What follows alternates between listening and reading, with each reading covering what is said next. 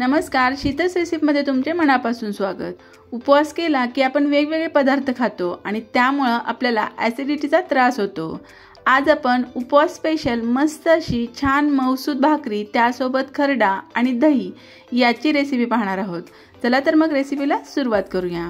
प्रथम आपण खरडा म्हणजे ठेचा बनवणार आहोत। त्यासाठी भाजलेले शेंगदाणे घेतलेले आहेत आणि हिरवी मिरची घेतलेली आहे। आता शेंगदाणे भाजलेले आहेत, मात्र हिरवी मिरची कच्चीच घ्यायची। हिरवी मिरचीचं प्रमाण तुम्ही तुमच्या आवडीनुसार कमी जास्त करू शकता। आता हे जे दोन्ही आहे ते आपल्याला मिक्सरमधून जाडसर असं वाटून घ्यायचं आहे। मिक्सरचं बटन थोडंसं चालू बंद करायचं, म्हणजे हे जे वाटण आहे ते थोडंसं असं जाडसर वाटलं जातं।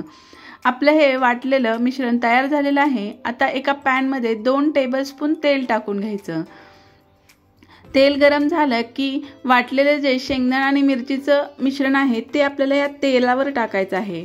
तुम्हाला जर उपवासाला जिरे चालत असतील तर या तेलामध्ये थोडेसे जिरेही टाकून पहिल्यांदा छान असं तडतड द्यायचे आणि मग हे आपल्याला जे मिश्रण केले ते टाकायचं। आता हे जे मिश्रण आहे ते परतत असताना आपण यामध्ये चवीनुसार मीठ टाकून घेतलेलं आहे आणि हे जे मिश्रण आहे ते छान कोरडं होईपर्यंत आपल्याला या तेलावरती छान असं परतून घ्यायचं आहे। आपला मस्त असा कोरडा ठेचा तयार झालेला आहे। हा ठेचा आपण प्रवासातही नेऊ शकतो। अगदी आरामात 8-10 दिवस टिकतो आणि चवीला अगदी छान लागतो। इतर वेळेस करताना आपण यामध्ये थोडासा लसूणही टाकू शकतो। आता आपण छान अशी उपवासाची भाकरी करणार आहोत। त्यासाठी इथं भगर 1 किलो घेतली होती। 1 किलो भगर छान धुवून वाळून घेतली। त्यानंतर त्यामध्ये 1/2 किलो राजगिरा टाकला। कच्चा राजगिरा आहे तो यामध्ये टाकला आणि छान याचं गिरणीतून बारीक असं पीठ दळून आणलेलं आहे। आपण ज्वारीची भाकरी करतो त्याचप्रमाणे आपल्याला ही भगरीची उपवासाची भाकरी करायची आहे। या पिठापासून आपण आंबोळ्या करू शकतो, थालपीठ बनवू शकतो। अशा पद्धतीचं पीठ आपण घरात आणून ठेवायचं, म्हणजे उपवासाच्या वेळेस असं आपण वेगवेगळे पदार्थ याचे करून खाऊ शकतो। याचा अजिबात आपल्या शरीराला त्रास होत नाही आणि अगदी पोटभरीचं हा पदार्थ आपल्याला होऊन जातो।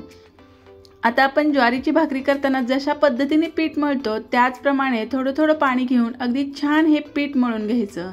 तुम्ही जितकं छान पीठ मळाल तितकी भाकरी छान मऊसूद होते आणि अगदी छान अशी टम्म फुगल्या जाते।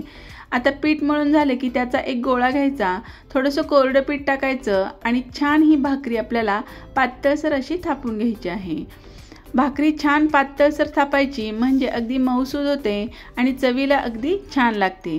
वेगवेगळे पदार्थ उपवासाचे खातो, म्हणजे आपण साबुदाणा खातो, भगर आमटी खातो किंवा बटाटा खातो। यानं काय होतं तर साबुदाण्यामुळे तर बऱ्याच जणांना खूप जास्त ॲसिडिटी होते। त्यापेक्षा अशा पद्धतीची आपण भाकरी खाऊ शकतो। भाकरीबरोबर इथं मी ठेचा दाखवलेला आहे, त्याऐवजी थोडीशी बटाट्याची भाजी आपण करून खाऊ शकतो।